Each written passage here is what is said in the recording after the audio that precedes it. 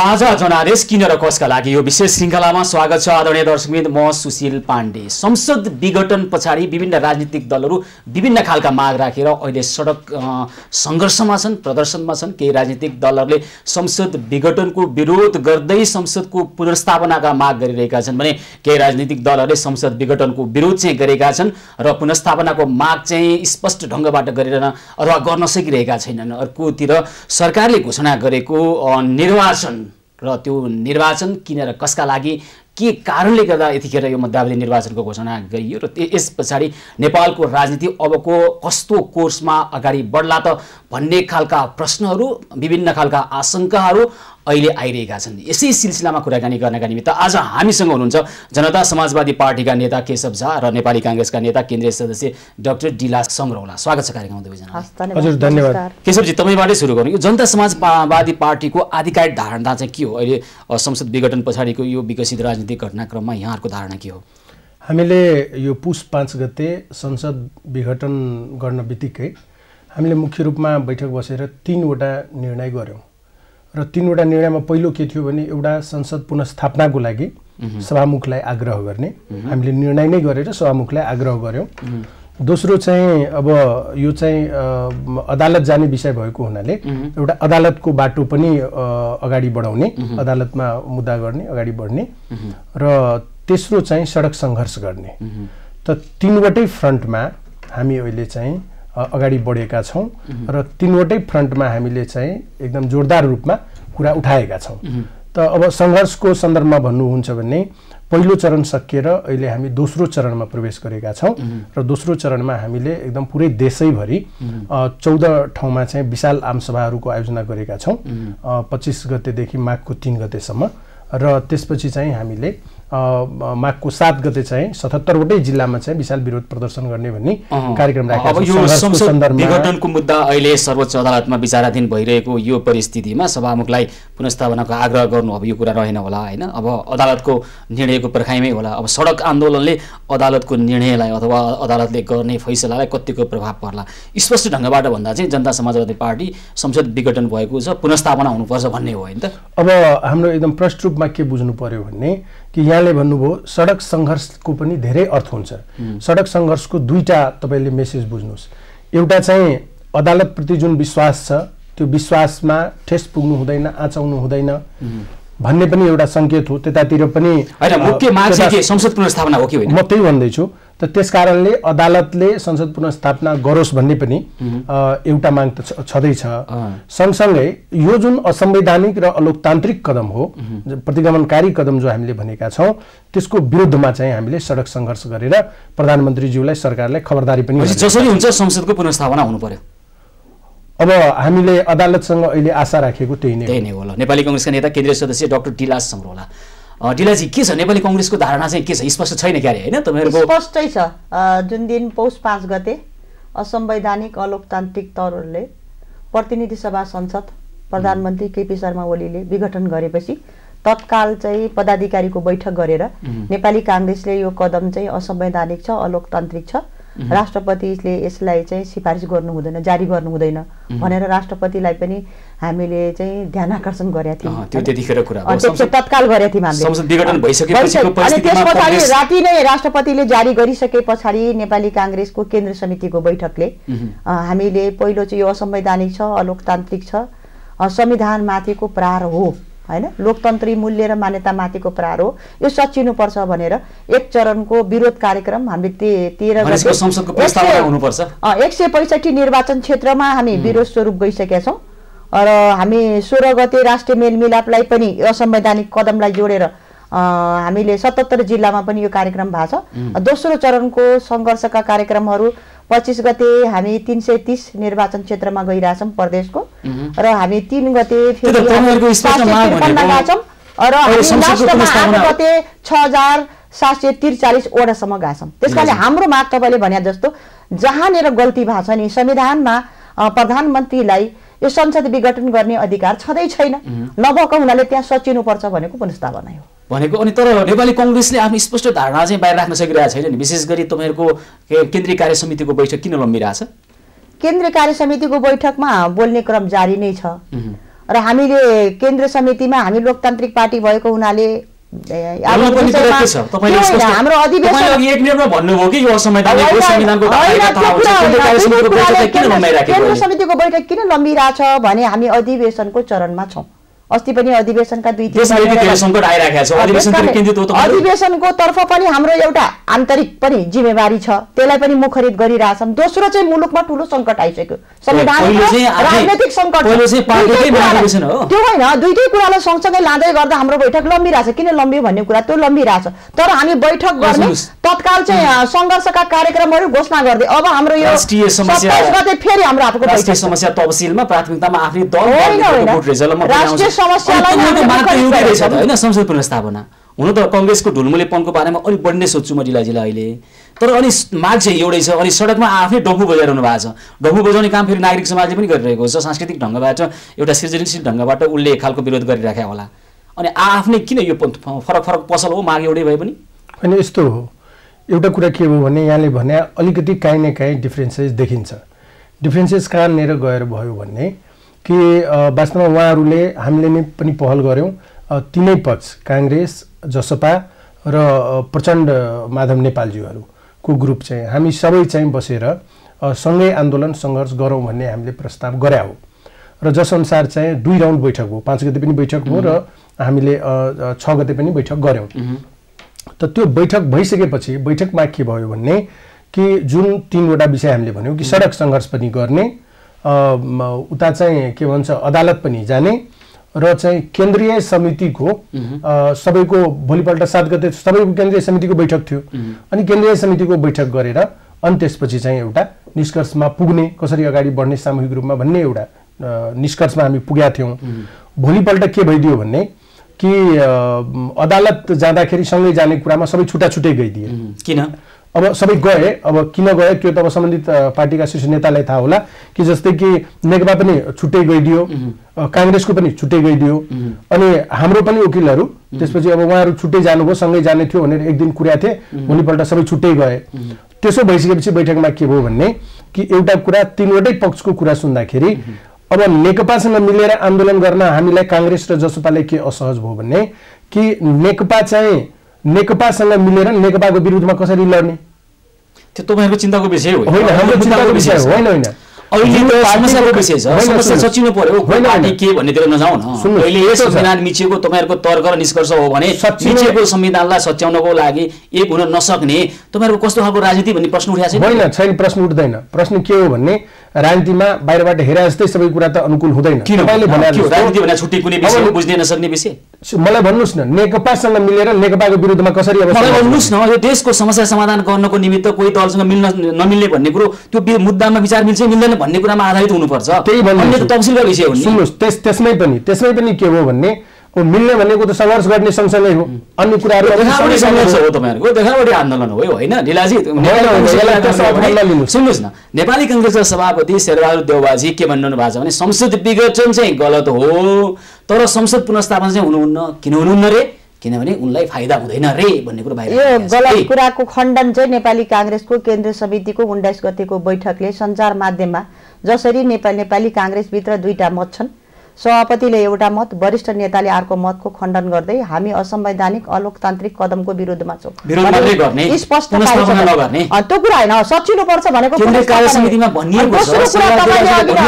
तपाईले अर्को भनेको कुरालाई पनि मलाई बोल्न दिनुहोस् न। दोस्रो कुरा के छ भने पछाडि अघि नै तपाईले भन्नुभयो नि एउटै मुद्दामा हामी छौँ, जसरी नेपाली काङ्ग्रेसले यो कदम पछाडि नै केन्द्र समितिको बैठक भन्दा अगाडि जसपा माधव र प्रचण्ड नेपाल समूहलाई नेपाली काङ्ग्रेसको केन्द्रीय कार्यालयमा असंवैधानिक र अलोकतान्त्रिक कदममा हामी सहमत छौँ। केन्द्र समितिको बैठकले निर्णय गर्छ भन्दा हाम्रो बैठकले के समस्या गर्यो भने अहिले नेपाली जनताले 5 वर्षको लागि नेकपा कम्युनिस्टलाई 5 वर्षको लागि पूर्ण जनादेशको अधिकार दियो, हामीलाई प्रतिपक्षको अधिकार दियो। त्यसकारण दुईटै हामी अहिले दुईटै पक्षमा गएका छौँ, एउटा असंवैधानिक र अलोकतान्त्रिक कदम, दोस्रो 3 वर्षसम्म वर्तमान नेकपा दुईटै कम्युनिस्ट कम्युनिस्टको क्रियाकलाप पनि सडकमा लिएर गइरहेछौँ के हामी? सोधेको प्रश्न यति मात्रै हो कि संसद विघटन असंवैधानिक हो पनि भन्ने गैर संवैधानिक भयो भन्ने, संविधान मिचियो च्यातियो पनि भन्ने, पुनर्स्थापना गर्नुहुन्न पनि भन्ने केका लागि गर्नुहुन्न भने कहाँ देख्नु भएको छ सुशीलजी? कहाँ देखिया छैन? नेपाली कांग्रेस केन्द्र समितिले निर्णय गरेको छ। सभापतिज्यूको विज्ञप्तिको मर्म पनि देखियो, वरिष्ठ नेता रामचन्द्र पौडेलजीले निकाल्नुभएको विज्ञप्तिको मर्म पनि देखियो। विज्ञप्ति पनि आएको छैन, सभापतिले असंवैधानिक भन्नुभएको छ, पार्टीको निर्णय भएको। त्यसकारणले गर्दा चाहिँ नेपाली कांग्रेसमा दुईटा धार पनि छैन, दुईटा मत पनि छैन। हामीले दुईटै पार्टीले समग्र कम्युनिस्टको आजसम्म 3 वर्षमा गरेका सरकारका क्रियाकलाप र मेन भनेको अहिले असंवैधानिक र अलोकतान्त्रिक कदम छ, त्यो सचिनुपर्छ भनेर दुईटै एजेन्डा लिएर फर्स्ट चरण उहाँहरू पनि आफ्नो संगठन मार्फत आफ्नो निकाय आफ्नो निकाय मार्फत गइरहेका छौँ र प्रचण्ड नेपाल समूह पनि अहिले एउटै नेकपामा हुनुहुन्छ। उहाँहरूले पनि त अहिले संसद पुनर्स्थापना हुनुपर्छ भन्ने लाग्छ। त्यो हामीलाई लागे पनि छ। यहाँको विचार के हो? मेरो विचार भन्ने चाहिँ संसदको पुनर्स्थापना हुनुपर्छ। त्यसकारणले गर्दा यो विचार भन्दा पनि मैले भनेर भएन नि त। अहिले त सर्वोच्चमा संविधान हुन्छ भने हैन, मैले विचार मात्रै सोधिरहेको छु। विचार त हुन्छ नि त, स्पष्ट पार्टीको विचार हुन्छ, व्यक्तिगत विचार हुन्छ, त्यो पार्टीसँग नमिल्न सक्छ हैन, बहुमतबाट निर्णय होला केन्द्रीय समितिमा, त्यो त एउटा पद्धतिको कुरो हो। ल त्यसो भए केशवजी, अब हामीलाई के लागिरहेको छ बाहिरबाट हेर्दा भने तपाईहरु जुन खालको आफ्नै अहिले चाहे दल थाप्ने काम भइरहेछ क्या संसद विघटन पछाडि पनि, के गर्दा आफ्नो दललाई फाइदा हुन्छ, के गर्दा व्यक्तिको राजनीतिक भविष्य सुरक्षित हुन्छ, के गर्दा त्यो गुटको एउटा पक्ष बलियो हुन्छ अथवा कमजोर हुन्छ, त्यो गुटलाई कसले चलाइराखेको छ? देशी शक्तिले चलाएको छ कि विदेशी कुनै शक्तिले चलाएको छ कि? त्यस कारणले गर्दाखेरि पनि स्पष्ट भन्न नसक्ने, ढुलमुले चरित्र देखाउने यो विशेष परिस्थितिमा है, यस अगाडि तत्कालीन नेकपा एमालेलाई के भनिन्थ्यो भने चिया पसलमा गफ गर्दा पनि कालो चिया खाने कि सेतो चिया खाने भन्यो भने जे भए नि हुन्छ, एमाले जस्तो क्या, एमाले जस्तो तपाईसँग जे उपलब्ध छ त्यही दिनुहोस् भन्ने खालको समेत चर्चा चिया पसलमा हुने गर्थ्यो। अहिले त्यही खालको चर्चा नेपाली कांग्रेसको सन्दर्भमा त्यो टिप्पणी हुने गरेको छ। प्रत्येक राजनीतिक दलको यो राष्ट्रिय समस्या, यो सङ्कटमा किन एउटै धारणा छ, एकै ठाउँमा आउन सक्नुहुन्न, ढुलमुले चरित्र छ, यसले कसैलाई अहिले तत्कालको लागि फाइदा होला तर राष्ट्र र जनतालाई त फाइदा हुने छैन नि यस्तो खालको प्रवृत्तिले, होइन के? यस्तो हो, तपाईले जसरी अहिले नै आन्दोलन उत्कर्षमा पुगिसक्नु पर्थ्यो, सबै दल मिलेर अगाडि आइसक्नु पर्थ्यो, अपेक्षा होइन, सुन्नुस्, अपेक्षा त्यस्तै देखियो होइन भन्ने होइन, चरित्र त केही होइन, चरित्र त जनताको पक्षमा, लोकतन्त्रको लागि, गणतन्त्र बचाउनको लागि, संविधानको रक्षाको लागि, संविधानवादको रक्षाको निम्ति हामी चाहिँ सङ्घर्षमा पनि छौँ र हामी चाहिँ अदालतको बाटो पनि अगाडि बढेका छौँ। तर यहाँले भने जस्तो एउटा समस्या कहाँनिर छ त्यो म तपाईँलाई बताउँ कि दुईटा परिस्थिति छ। एउटा त मुलुकमा पुरै यो कोरोनाको महामारीले गर्दा अस्तव्यस्त स्थिति छ, धेरै एकदम भिडभाड गरेर एकदम कुदिहाल्ने र लगातार गर्ने स्थिति त्यसमा पनि छैन। र दोस्रो कुरा के हो भन्ने कि अब संसद पुनर्स्थापनाको एउटा मात्रै बाटो छ, कानुनी बाटो। त्यो बाटो भनेको के हो कि अदालतले त्यो बाटो फुगाउनु पर्छ। सडक संघर्ष के गरे त्यसो? म अघि नै भन्दै थिएँ त अदालतमाथि हामीलाई विश्वास छ, पूर्ण विश्वास। सडक सङ्घर्ष सडक सङ्घर्ष के का लागि हो भन्ने, सडक सङ्घर्ष मैले सुरुमै भने यो जो असंवैधानिक अलोकतान्त्रिक कदम हो त सर्वोच्चमा पुग्यो नि त। अहिले तपाईहरुको सडक सङ्घर्षले के गर्छ त? दुईटा विषय छ, यसले फर्दर कुनै स्टेप नचालोस् भन्ने खबरदारी हो, किनभने जो व्यक्ति यस्तो यतिसम्मको घटना गर्न सक्छ उले जे गर्न सक्छ। सडकमा कार्यकर्ता निकालेर उफार्दैमा यो खालको अर्को कदम लिने नलिने भन्ने कुराको निदान हुन सक्छ, तय गर्नुहुन्छ के? यो शब्दावली नै गलत हो के? तपाईले कार्यकर्ताको पनि मानमर्दन गर्दै हुनुहुन्छ उफार्दैमा नउफार्दैमा, र तपाईले आम जनता जो कार्यक्रममा यो विरोधमा सरिक भइरहेको छ, कहाँ छैन? तपाईले कार्यकर्ता भनेको आम जनता होइन? आम जनता त तपाईहरु राजनीतिक दलप्रतिको विश्वास घटेर बसिरहेका छन्, उनीहरु आशंका गरिरहेका छन्। मलाई भन्नुस् न, कार्यकर्ता कति हुन्छ? एउटा पार्टीमा एउटा जिल्लामा 400-500 कार्यकर्ता होला, हजारौं मान्छे निस्किरहेछन्। बसबाट ओसारिरहनु भएको छैन त? बसबाट सत्ता पक्षले अहिले कसरी ओसारिरहेको छ तपाईहरुले समाचार बाहिर ल्याइराख्नु भएको छ। सङ्घर्ष गर्नलाई कहाँबाट पैसा आउँछ? कसले पैसा दिन्छ? हामीले स्वस्फूर्त रूपमा जनता अहिले विरोध कार्यक्रममा सबै अगाडि बढिरहेका छन्। लोकतन्त्रलाई हत्या गर्न खोजियो, लोकतन्त्रको चिरहरण हो भनेर आम जनता हामीले घोषणा गरेको कार्यक्रममा चाहिँ अगाडि बढिरहेका छन्। त्यसकारणले आम जनता सरिक हुने कार्यक्रमलाई त्यसरी उफाड्नु हुँदैन भन्ने त्यस प्रकारको शब्दावली एकातिर सुन्नुस् न, सर्वोच्च अदालतले जे गर्छ उसले निर्णय गर्न दिने हो भने यो सडक सङ्घर्षको सान्दर्भिकता र औचित्य छैन छ। तपाईँ भन्नु भएको छ नि? छ भनिरहेको छौँ त। मैले सुन्नुहोस्, मैले त्यही भन्दैछु। मैले किन छ भनेपछि कि यसपछि यति मात्रै स्टेप त होइन, राजनीतिमा त तपाईँले देखेको अहिले मात्रै यो संसद विघटन देख्नुभयो, यसपछि पनि त के विघटन होला नि, के होला भनिदिनु हो। त्यही भन्दैछु, यहाँ धेरै यो संहिता समाप्त पार्ने खेल भइरहेको छ, यो गणतन्त्र समाप्त पार्ने खेल भइरहेको छ। किनभने जो व्यक्ति अहिले नेतृत्वमा छन् न तिनलाई संहिता मन परेको छ न गणतन्त्र मन परेको छ, त एकदम पुरै यो सिस्टमहरूमाथि नै यो व्यवस्थामाथि नै उहाँ प्रहार गर्न खोज्नु भएको छ। यो चाहिँ उहाँको पाइलट सर्वेक्षण हो, अहिले चाहिँ यो पाइलट सर्वे गर्नु भएको छ, यसपछि उहाँको स्टेप त्यही हो। यसकारणले हामीले यो कदमको विरोध स्वरूप सडकमा छौँ र अहिले तपाईँले भने जस्तै निर्णायक सङ्घर्षमा पुगिहाल्ने भन्ने कुरा के हो भने एउटा अदालत बिचमा छ। किनभने संविधानको अन्तिम व्याख्या गर्ने ठाउँ भनेको अदालत हो र भोलि अदालतले गरेको फैसलाले अहिले हामीले पोजिटिभली व्याख्या गरौँला।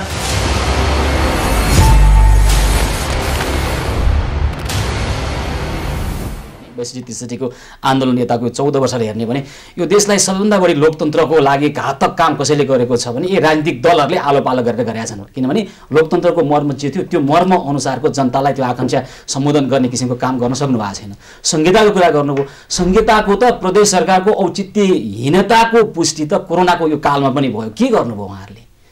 केही गर्नुभयो जनताको लागि? प्रदेश सभाको औचित्यको सान्दर्भिकता अथवा असान्दर्भिकता उहाँकै कार्यले बनाइराख्यो नि, होइन? र गणतन्त्रमाथिको सबभन्दा घात अहिले कसले गरिरहेछ? जो गणतन्त्रकै सबैभन्दा बढी फाइदा लिएर सरकारमा बसिरहेको छ। र तपाईँहरू जस्तो राजनीतिक दलहरू जो गणतन्त्रवादी भन्नुहुन्छ तपाईँहरूले नै यो सन्दर्भ अथवा असान्दर्भिक बनाइरहनु भएको छ। कसैले लोकतन्त्रलाई कमजोर बनाइरहनु भएको छ भने यहाँहरूले बनाइरहनु भएको छ क्या। अरूलाई आरोप लगाएर मैले चाहिँ ठिक गरिरहेको छु भन्ने भ्रममा जनता छैनन् अहिले चाहिँ। अहिले तपाईँले भनेको कुरालाई के छ भने पछाडि अहिले सँगै लोकतान्त्रिक गणतन्त्र जुन वर्तमान सरकार छ, अब करिब 2/3 को बहुमत छ सँगै प्रदेश सभा र स्थानीय तहमा पनि थियो भने अहिले हेरिरहनु भएको छ नि। म त अनुभव छ नि 3 वर्षको प्रतिपक्षको हाम्रो भूमिका। हामी संघीय कानुन बनाउने राज्य व्यवस्था समितिमा पनि थिए। सुरुदेखि अन्तिमसम्म 3 वर्षको हाम्रो लडाइँ के थियो भने यो सरकार चाहिँ संहिता विरोधी हो, लोकतन्त्र विरोधी हो, संविधानवाद र संविधानवादको मूल्य र मान्यताको विरोधी हो। विधेयक पनि त्यही तरिकाले ल्यायो, क्रियाकलाप पनि त्यही तरिकाले गर्यो र उसको चरित्रको जुन भ्रष्टाचार छ प्रदेशसम्म पुग्यो भन्ने हाम्रो लडाइँ थियो 3 वर्ष। जसपाले पनि कति उठाए, कति मुद्दामा त हामी सामूहिक पनि संसद पनि घेर्यौँ हामीले। त्यो अवस्था हुँदा हामीले भन्दा जनताले बुझिरहेको थिएनन् के। हामीले त त्यही बेला हाम्रो सभापतिले भन्नुभएको थियो कम्युनिस्टको हातमा सत्ता गयो भने सर्वसत्तावाद हुन्छ, अधिनायकवाद हुन्छ भन्दै गर्दा आज के भयो तपाईँले भने जस्तो आज के भइरहेको हातमा सत्ता हुँदा चाहिँ रामराज्य थियो। रामराज्य होइन, हामीलाई थाहा थियो तपाईँलाई दुईटा पार्टी मिल्दै गर्दा तत्कालीन माओवादी तत्कालीन एमाले मिल्दै गर्दा हामीलाई थाहा थियो के भने तर यो मुलुकको संहिताले जित्नुपर्छ, गणतन्त्रले जित्नुपर्छ, हार्ने थाहा थिएन। हामीले निर्वाचन गरा होइन।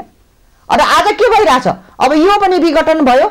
अहिले वर्तमान सरकारका ती मन्त्रीहरूले अब प्रदेश पनि विघटन गरिदिन्छ भने थ्रेट गर्दै हिँडेका छन् भने र तत्कालीन क्रियाकलाप र अहिलेको क्रियाकलाप त्यस बेलाका अहिलेका सामान्य प्रधानमन्त्रीले बोलेको चाहिँ संहिता चाहिँ बैलगाडामा चढेर अमेरिका पुग्या जस्तो हो भन्नुभएको थियो। त्यही कुरा साबित भयो नि। त्यसकारण हामी लडाइँमा छौँ।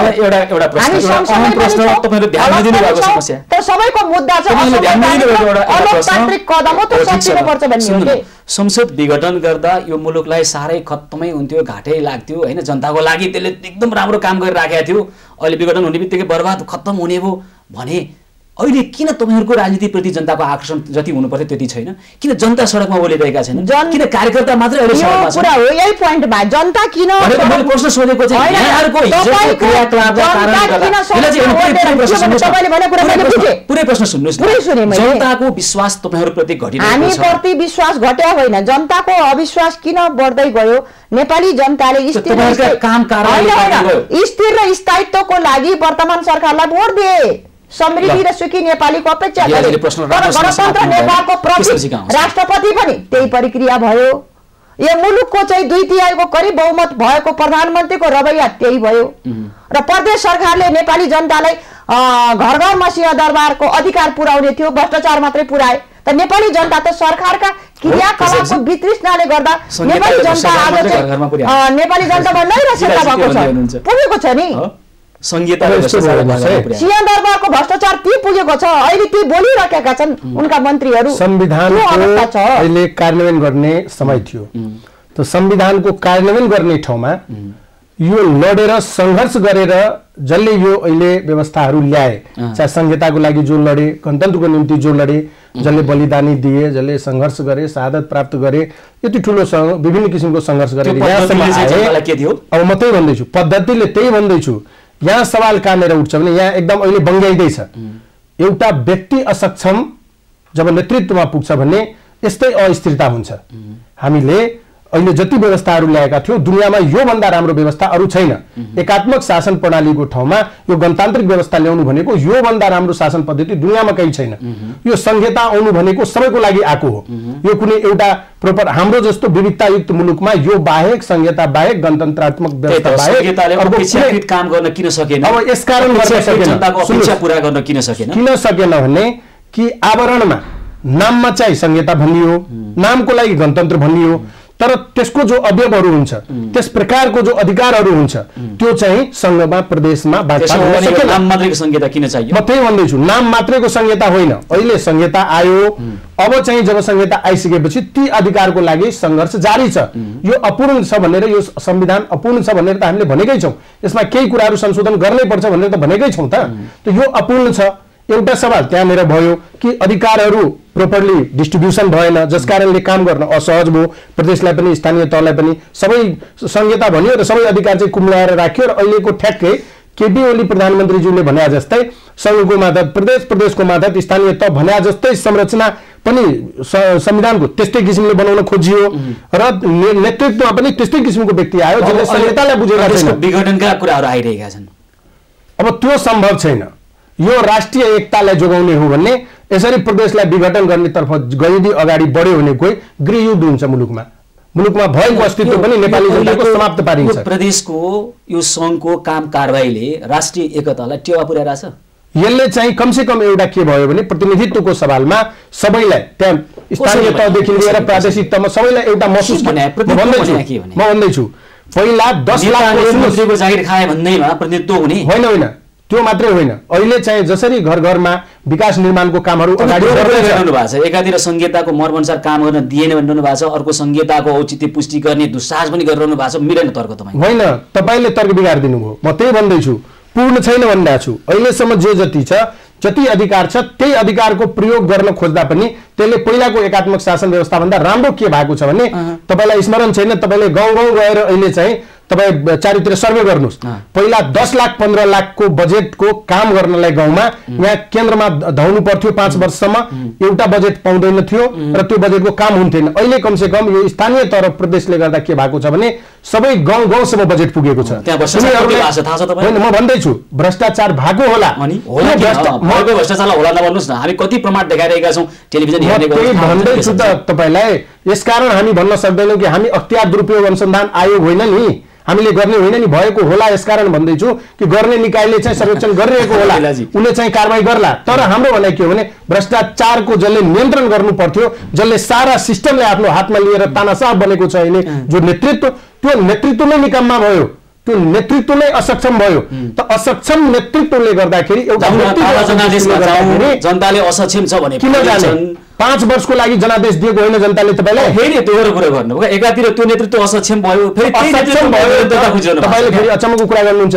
त्यही संसदबाट जबसम्म सरकार बन्न सक्ने स्थिति हुन्छ तबसम्म त्यो संसद विघटन हुन सक्दैन। त्यही असक्षमहरूलाई निरन्तरता दिने संसद किन चाहियो भने त्यो असक्षम भनेको त त्यो एउटा व्यक्ति असक्षम हो त, सिस्टम थोरै कोल्याप्स भएको छ। नेपाल कम्युनिस्ट पार्टी त असक्षम एउटा कुरा हो, नेपाल कम्युनिस्ट पार्टीको व्यक्ति असक्षम हो। त्यो कुरा मैले एड के गर्न खोजेँ भने अहिले के भइरहेछ भने पछाडि नेपाली जनतालाई चाहिँ एउटा भ्रम भइरहेछ, छरिरहेछ। तपाईहरुलाई भ्रम छ? हैन, हामीलाई भ्रम छैन। हामी निकै राम्रो काम गरिरहेका छौं। त संहिता भनेको त साधन स्रोतको पावरको विकेन्द्रीकरण हो। निकट इतिहासको एउटा सन्दर्भ के भइरहेछ भने जो व्यक्ति पुगे, सुन्नु न, निकट इतिहासबाट सन्दर्भ वैश्विक 63 को आन्दोलनमा क्रियाकलापले जनतामा आएको वैश्विक 63 को आन्दोलनमा नागरिक समाजका व्यक्तिहरू जनता अगाडि थिए, राजनीतिक दल पछि थिए र वैश्विक 63 को आन्दोलनमा निकै दुःख गरेर जनताले रगत पसिनासँगै आफ्ना आकांक्षा पोखेर तपाईहरुलाई सत्ताको भर्याङ चढाइदिएको हो हैन त? तत्कालीन राजनीतिक दललाई सत्ताको भर्याङ चढाइदिएको होइन? तपाईहरुले आकांक्षा पूरा गर्नु होला। जनताका रगत पसिना सडकमै छन्, आकांक्षा सडकमै छन् अलपत्र।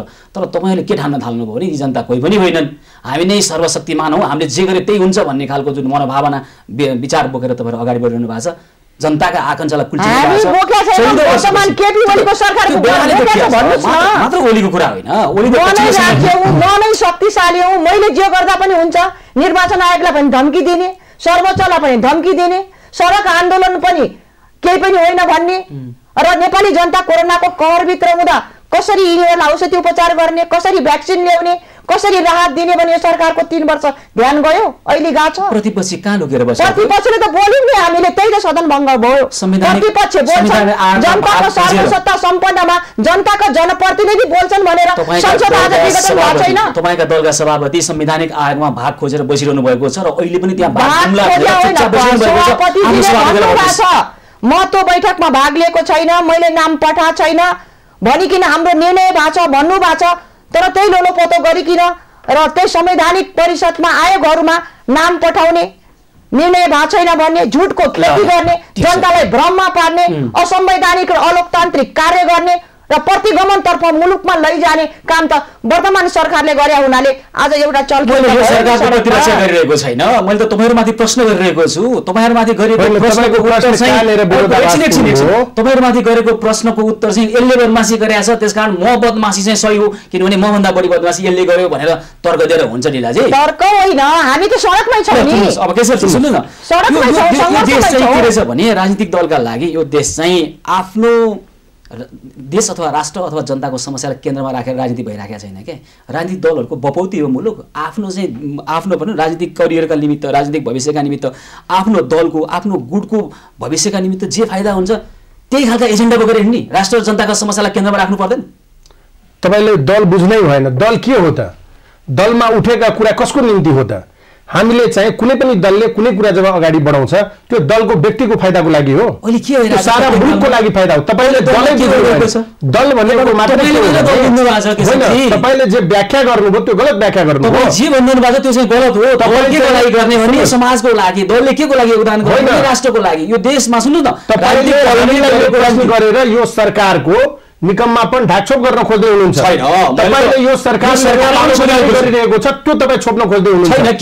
सरकारको असक्षमता अकर्मण्यताले देशमा यो सिस्टम प्रति मान्छेलाई वितृष्णा जागेको कुरा गर्नु भयो। म बुझे तपाईले जसरी भनिराख्नु भएको छ दललाई आक्षेप गर्नुभयो। दल कहाँनेर बोलेन? दल भनेको के हो? तपाईले दलसँग के अपेक्षा गर्नु भएको थियो भने सबै संघर्ष गरोस् भन्ने हो होइन भने त तपाईले राष्ट्रको लागि सोचोस्, जनताको समस्या समाधान गरोस्। जनप्रतिनिधि बोल्ने ठाउँ कहाँ हो? हौस होइन। यस्तो कोरोनाको बेलामा, कहरको बेलामा जनप्रतिनिधिले जनताको गुनासाहरू, जनताको चाहनाहरू, जनताको भावनाहरू हौसमा बोल्ने ठाउँ हो र त्यो हौसमा नबोलोस् भनेर यो सरकारले एकलौटे जुन प्रकारले अहिले भ्रष्टाचारी र कालोबजारी बढाइरहेको छ, जनताको स्वास्थ्यसँग खेलवाड गरिरहेको छ, त्यसमा चाहिँ प्रतिपक्षी दलहरूले नबोलोस् भनेर उहाँले संसद गरे होइन, भङ्ग गरे होइन, के भन्छ अधिवेशन गरे होइन, संसद विघटनको प्रतिरक्षा गरेका छैन र सरकारले गरेका निकम्पापनको प्रतिरक्षा गरेका छैन। मैले सोधेको प्रश्न यति मात्रै हो। तपाईले कोरोनाको कुरा गर्नुभयो, कोरोना कालमा भएका प्रदेशका सरकारहरूले के गरेर कति भ्रष्टाचार गरे हामी दिइरहेका छौँ। मैले सोधेको प्रश्न चाहिँ तपाईहरुलाई सोधेको प्रश्न, तपाईहरुप्रति औँला उठाएपछि तपाईहरु के भन्नु भएको छ भने सरकारले गलत गर्यो त्यसकारण उसले भन्दा अलि कम गलत हामीले गरेका छौँ त्यसकारण हामी सही हौं भनिरहेका छौँ। तपाईले पुरै हामीले गलत गरेकै छैन। जब गाडीको ड्राइभर जो ड्राइभरमा जो जान्छ गाडी ठोक्दा महामारी सँगै लोकतान्त्रिक गणतन्त्र नेपाल हामी के को लागि बनायौं भनेको यही जनताको लागि हो। हामीले काम गर्ने दलले काम गर्ने जनताको लागि हो। कसको लागि हो? जनप्रतिनिधिले बोल्ने थलो भनेको सत्ता सम्पन्न थलो संसद होइन। अब हामी कहाँबाट बोल्ने? तपाईँ यस्तो मिडियामा आएर बोल्ने नेकपाको ओली समूह, नेकपाको प्रचण्ड माधव नेपाल समूह लगायत सम्पूर्ण दललाई हाम्रो एउटै मात्र प्रश्न हो, यो देशका राजनीतिक दलहरूले यो राष्ट्रका समस्या र जनताका समस्यालाई केन्द्रमा राखेर राजनीति किन गरेनन्? अहिले पनि त्यसो किन गरिरहेका छैनन्? यही समस्या छ। हाम्रो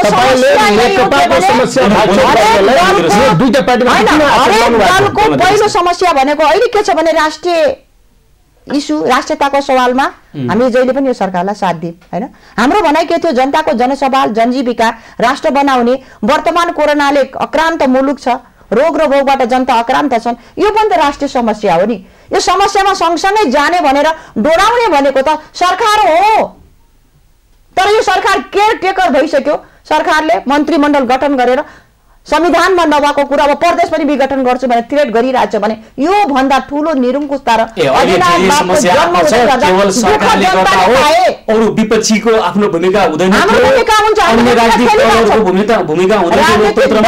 भूमिका खेलिरहेछौँ खेल्दा खेल्दै आज बाध्य जनताको सार्वभौम सत्ता सम्पन्न थलो जुन हामीले संसद भन्छौँ संसद विघटन गर्दै गर्दा आज हामी सडकमा जान बाध्य भयौँ नि अहिले यो अवस्थामा सडकमा आन्दोलन गर्ने हो नेपाल कांग्रेस होइन नि त तर हामी किन जान बाध्य भयौँ त हो भने कुनै पनि राजनीतिक दलले आफ्नो विचार स्पष्ट ढंगबाट जनतामा राखेर नेपाली कांग्रेस अहिले दोहोरो मन लिएर गइरहेको छ दोहोरो तेरो हैन दुईटा कुरा हो दुईटा पाटो के छ भने अघि नै मैले भनिसके अहिलेको जुन प्रतिगमन सच्चिने निरङ्कुशता सच्चिने बाटो भनेको जहिले पनि दुईटा बाटो हो जुन इतिहासले देखाइसकेको छ धेरै हामी टाढा नजाउँ 62-63 को जनआन्दोलनमा सबैले के भन्थे गिरिजाबाबुले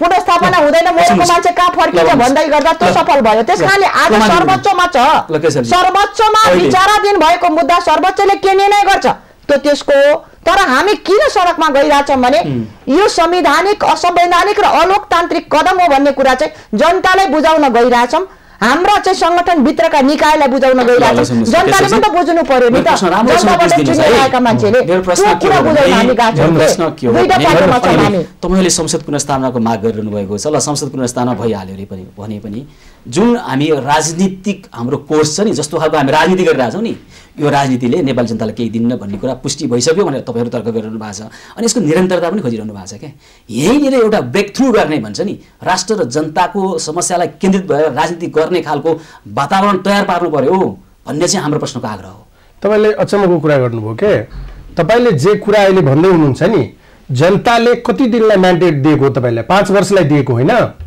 5 वर्षलाई म्यान्डेट दियो र बाटो नभएपछि तपाई त्यहाँ जाने हो जब कुनै सबै बाटो बन्द हुन्छ किन जाने हो तपाईले जो म्यान्डेट संसद विघटनको यताको परिस्थिति हेरिरहेको म त्यही भन्दै संसद पुनर्स्थापना भए पनि त्यही पुरानै राजनीतिक कोर्स अगाडि बढ्ने हो जनले नेपाली राष्ट्र र जनताको समस्या समाधान गर्दैन भने तपाईले भइसक्यो यही कुरा तपाईले के हुन्छ त भने तपाईले भनेर म त्यही भन्दैछु कि संसद पुनर्स्थापना भयो भन्ने जसले यो असंवैधानिक कदम चालेको छ जसले यो लोकतन्त्रको हत्या गरेको छ त्यो व्यक्तिलाई हटाइन्छ त्यो व्यक्ति हटेपछि यो करेक्सन हुन्छ त्यहाँबाट पद्धति त्यही रहन्छ हैन जे काम गर्दा अब पद्धति त के गर्नुहुन्छ तपाईले संविधान चेन्ज गरिदिनुहुन्छ तपाईले भोटमै जाँदा त के संविधान चेन्ज गरिदिनुहुन्छ तपाईले त संविधानमा जे तपाईले शासन पद्धतिको जे व्यवस्था राख्नु भएको छ त्यही व्यवस्था अनुसार अगाडि बढ्ने हो त संसद पुनर्स्थापना भयो भने जो व्यक्ति अहिले असंवैधानिक र अलोकतान्त्रिक कदम चालेको छ त्यसलाई विस्थापित गरिन्छ पहिला त्यसपछि चाहिँ एउटा समझदारीको आधारमा अगाडि बढ्ने हो अब यहाँ भयो के भयो अहिलेसम्म के भन्नुहुन्थ्यो भने समझदारी भने के सरकारको स्थायित्व भएन रे सरकारको स्थायित्व भएन त्यसकारण केही गर्न सकिएन भनेर यो संविधान बनायो त्यो संविधानमा सारा त्यो प्रावधानहरू राख्यो र अहिले आएर एउटै पार्टीले प्रचण्ड बहुमत पाउँदा पनि त्यो पार्टी आफै कारणले गर्दाखेरि पुनर्स्थापित संसदमा पार्टी फुट्ने स्थिति पुग्छ त्यतिखेर नेपाल कम्युनिस्ट पार्टी अनि त्यतिखेर पनि राजनीतिक अस्थिरता त सुरु भइहाल्छ किन फुटाइदैन अहिलेसम्म हैन औपचारिक ढंगबाट भनेको ल ठिकै छ औपचारिक त निर्वाचन हामीले गर्ला नि फेरि प्रश्न राम्रोसँग बुझिरहनु भएको छैन क्या तपाईले भोलिको संसदमा पनि त्यही खालको अवस्था रहन्छ एउटा ठूलो दलले फेरि सरकार बनाउन खोज्ला हैन तपाईहरु बीचको त्यही कुर्सीको हानथापको कारणले गर्दा फेरि पनि राष्ट्र र जनताको समस्या समाधान गर्नतिर यो देशको राजनीति नलाग्ने भयो भन्ने चाहिँ तर्क हो के होइन सुशीलले बुझ्नु भएन कि हाम्रो लडाई भएन जुन संविधान माथिको चिरहरण हो त्यो सचिन्छ नि कोर्स सच्ची के हुन्छ भन्ने मेरो प्रश्न हो सच्चेपछि यस्तो हुन्छ निरन्तरता हुँदैन खै देशको राजनीति राष्ट्र र जनता सुशीलजी दुईटा तपाईले गरेको राजनीति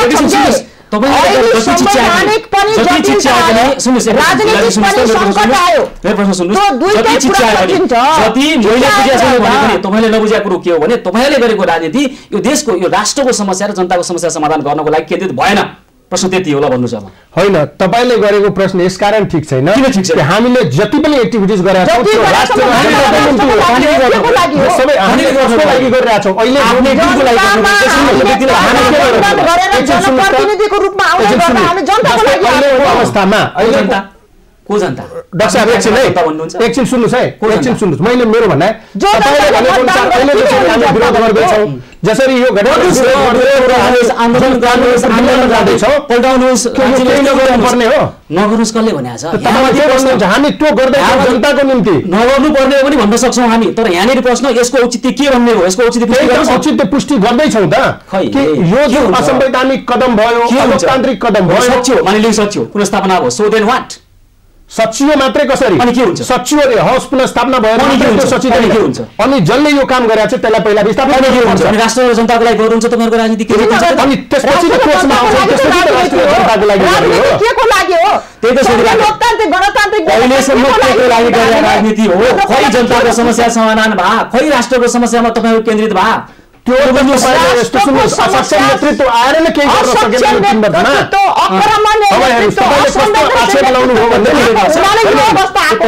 जिल्ला म्याम असक्षम फेरि तपाईँ प्रश्न अन्ततिर तपाईँले सुन्नुहोस् तपाईँले जस्तै गाडीको जो ड्राइभर हुन्छ नि एक्सिडेन्ट ड्राइभरले गराइरहेछ तपाईँले दोष चाहिँ खलासी र पेसेन्जरलाई ल्याइरहेको भएको छ भने यो मिलेन बिम्ब किन मिलेन व्यक्तिको कारणले गर्दा पद्धतिमाथि प्रश्न छ हामीले खबरदारी गरेकै छौँ हामीले आफ्नो तर्फबाट गर्ने कर्तव्य गरिरहेका छौँ तपाईँले हामीलाई देख्नुहुन्छ कि हामीले केही गरेनौँ केही बोलेनौँ हामी राष्ट्र र देशको जनताको निम्ति केही गरिरहेका छैनौँ भन्नुहुन्छ हामीले गरेको हरेक एक्टिभिटिज राष्ट्र र जनताको निम्ति हो गरेको कामको लागि घाँटी सुक्ने गरी चिच्याउनु पर्थ्यो जनता आफैले भन्दैन थिए देखिन्न थियो समाजमा देखिरहेछ राजनीति राष्ट्र र जनताको लागि हामीले बोलेको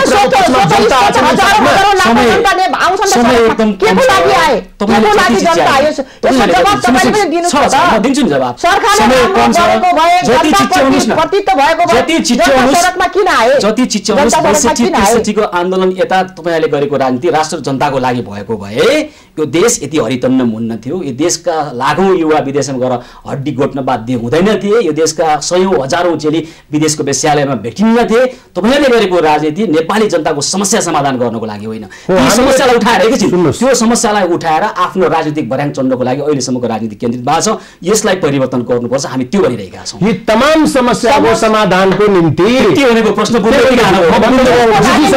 तमाम समस्या समाधानको निम्ति यो सरकारले हुँदैन कम्युनिस्टले अगाडि बढाएर के हुनेवाला छैन हामीलाई यदि तपाईले यो नैर्चको क्षमता छ नैर्चको नेतृत्व गर्ने देखियो प्रदेशमा देखियो धेरै देखियो एउटा प्रदेशले तपाईलाई यो मुलुकमा संहिताको मिनिङ चाहिँ व्यावहारिक रूपमा स्थापित गरेको छ विघटन पछिका देखिएका राजनीतिक घटनाक्रममा अहिले तत्कालको लागि कसलाई फाइदा होला बेफाइदा होला त्यो फरक कुरा हो अहिले पनि फेरि राष्ट्र जनता हार्दैछ कि भन्ने आशंकाहरू जन्मिरहेको छ त्यो हार्दैन त्यो आशंका